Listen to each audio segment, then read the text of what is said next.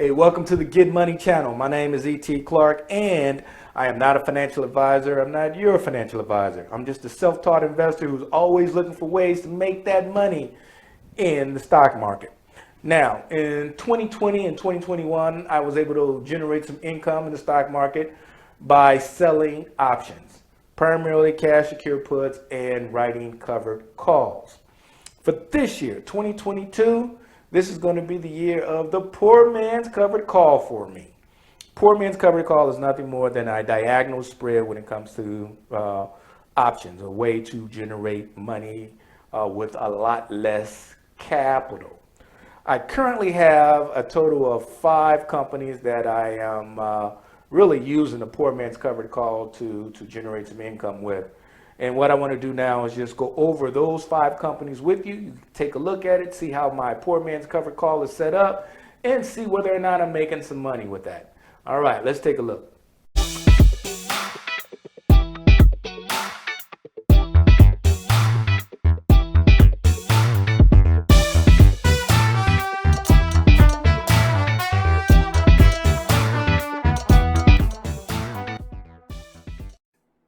Come on now. That's right. Go ahead and hit that like and subscribe buttons, followed by that notification button. That'll help out the channel. Thanks. Okay, let's take a look at the 5 open poor man's covered call that I currently have. And what I'm going to do is I'm going to review the spreadsheet that I'm using to track my performance in each one of these. And at the very end, I have a spreadsheet that really kind of totals up all 5 together. So let's start with Citigroup. Okay, here we have Citigroup, and as you can see, when I entered into the leap, I entered this leap on the 18th of November of 2021 with an expiration date of 19 January 2024. The price at the time that I entered was $66.70. And this strike price of 60 was at, if I'm not mistaken, at that particular time, it was like 73% in the month. It had a delta. I'm sorry. It had a delta of 73. Now, at the time, the cost or the premiums for, or the cost, should I say, for this leap was $13.51. So that means one contract would be $1,351. Now, I bought a total of 10 contracts. So there's my total invested, $13,510. Keep this in mind. If I wanted to do a covered call and invest the same amount of money, this would only give me 2 contracts. If it's at 66, so that's for one contract, that's going to be $6,670. So you see the power right off bat of the poor man's covered call. With this amount of money, I'm able to get 10 contracts. I'm able to have the ability to sell up to 10 contracts, where if I did your typical poor man's covered call and bought the stock, I can only do 2. All right. So up here is, of course, the ticker. And of course, this here is the current price of the stock. This is my cost basis. Over here is my profit and loss section broken into 2 sections, covered calls and the position of the leaps. Covered calls are my short, the leap is my long. And as you can see up here, and we'll go down here in a minute and take a look at the actual covered calls that I wrote. But up here, it tallies up the total amount of premiums received or income generated. This here is a realized gain. This was money that actually hit the account. I did a total, I believe it's a total of 8, 1, 2, 3, 4, 5, 6, 7, 8. A total of 8. I wrote a total of 8 covered calls, and it generated $3,181, which is 24% of the total amount invested. This here is tracking the value of the leap position. Okay, remember when I bought the leap, it was at 66.70. The cost of the leap was $13.51. The current cost, the current price, and today is the 11th of January, 2022. The current price is $13.40. So I am down 1% when it comes to my leap, my P&L for my leap. But this here is unrealized. And the reason why is because I haven't sold it. I haven't closed it out. And so if you take my unrealized against my realized, it gives us a net profit and loss, a net profit of $3,071.13. That's a 23% return on investment, and the position is still open. So I am able to continue to write cover calls on it. These are the cover calls that I had.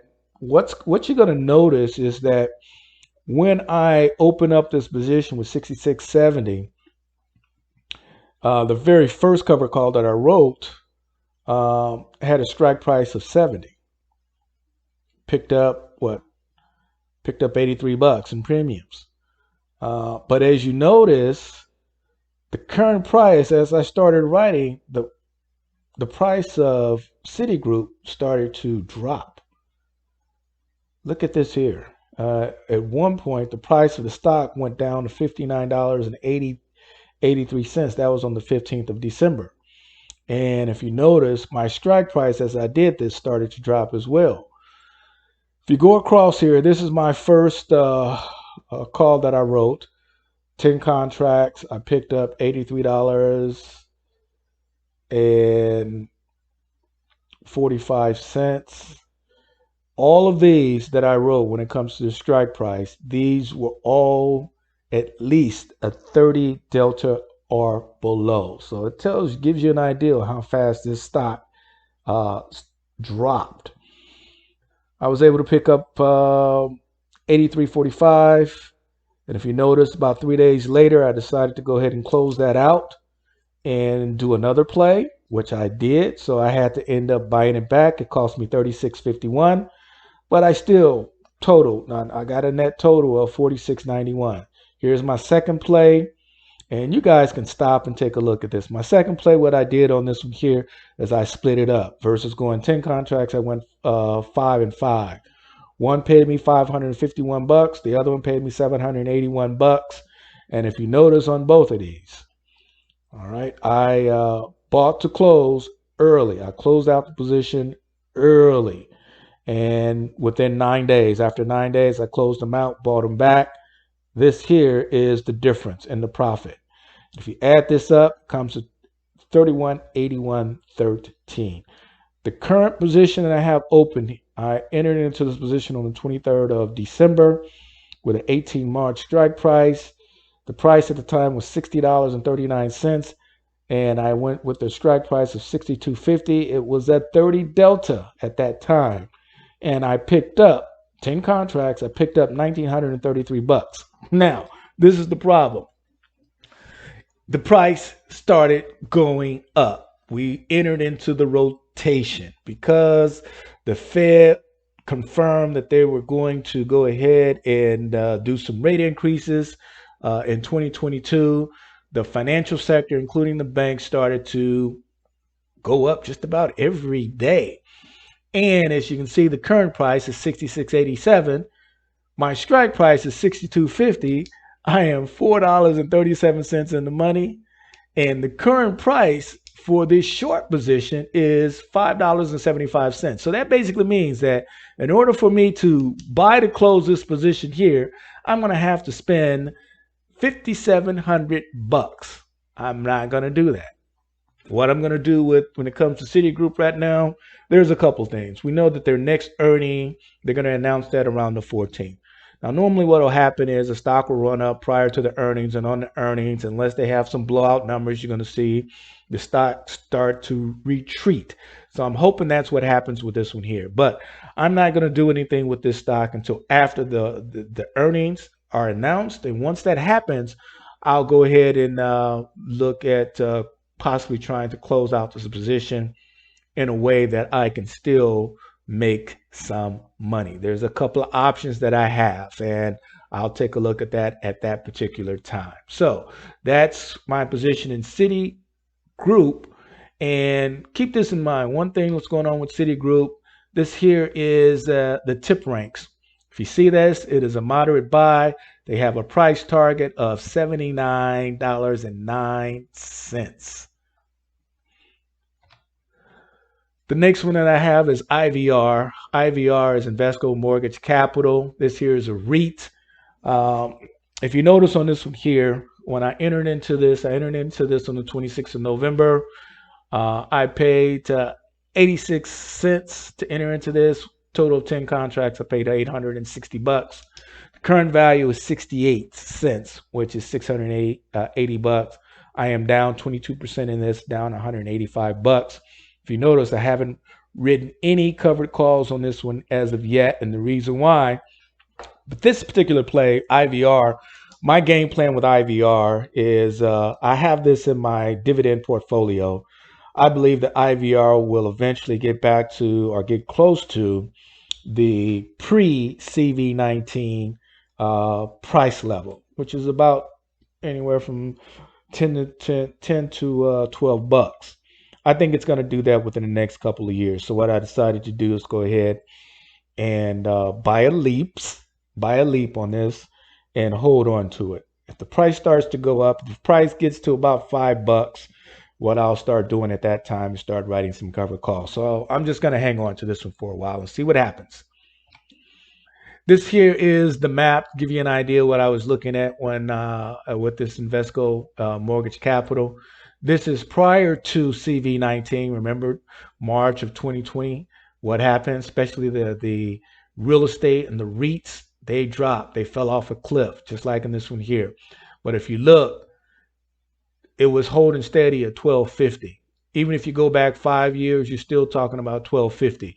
This is where we're at now. I think over the next course of the next couple of years, we're going to see this starts to creep back up. That's why I got into this play. But I also got into this play because I like the dividend that it pays on a quarterly basis. My dividend portfolio, I currently have about 2,000 shares, so I'm picking up a quarterly dividend of 9 cents per share every quarter, and the annual rate on that one there is 12.5. So that's the reason why I like this particular company here. It's a long-term play for me, and hopefully if it starts moving within the next couple of year and a half and so forth, I can start selling some covered calls on it by using the poor man's covered call. This here is RIOT. RIOT is really a crypto play. This is a mining company primarily for Bitcoin and Ethereum. And as you can see on the 29th, I got into this position, paid 2,226 bucks.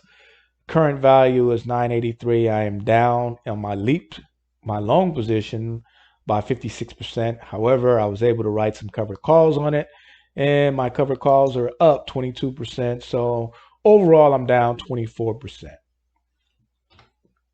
And this here is the tip ranks when it comes to RIOT the blockchain. Um, it's a strong buy. It's a strong buy. Its current price is $20.80. They're projecting 47.75. That is primarily due to what happens in the crypto market. Crypto market is very volatile. When you see a run up in Bitcoin, you're going to see the run up in RIOT. When you see the fall down in Bitcoin, you're going to see the fall down in RIOT as well. So that's one of the reasons why I got it. It's not in favor now, but it will be. And once it gets back into favor, I should be able to get some good premiums off of it.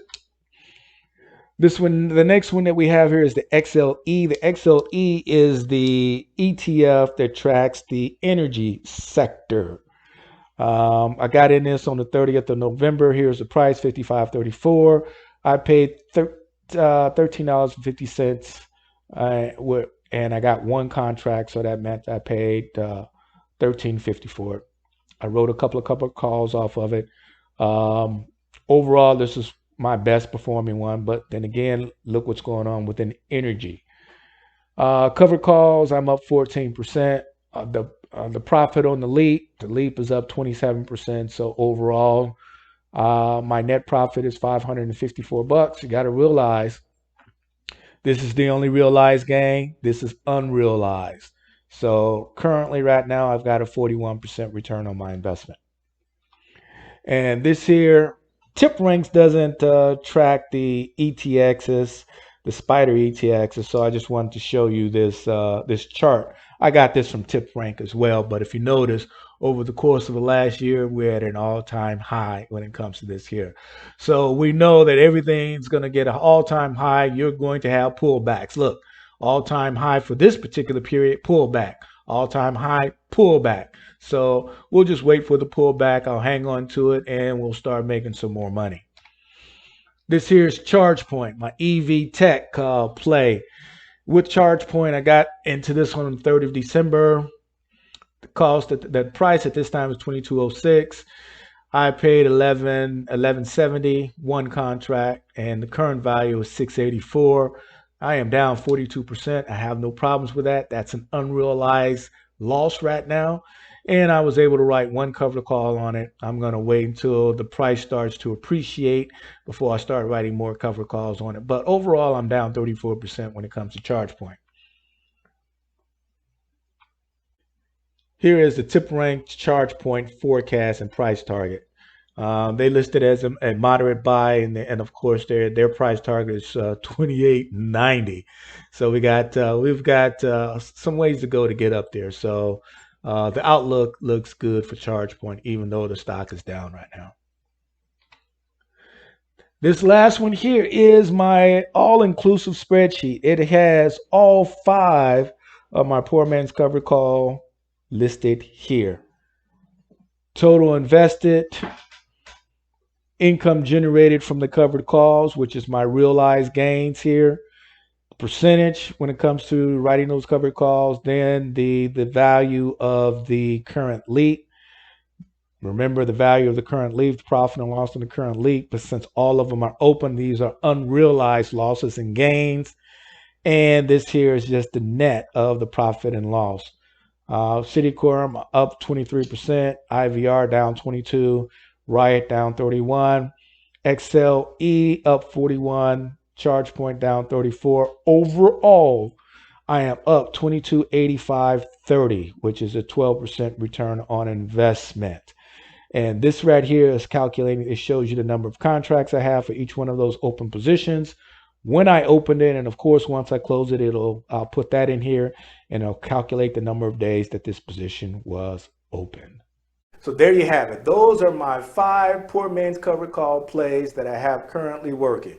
I think I have a lot of the bases covered. I've got crypto covered with RIOT. I've got the finance sector covered with Citigroup.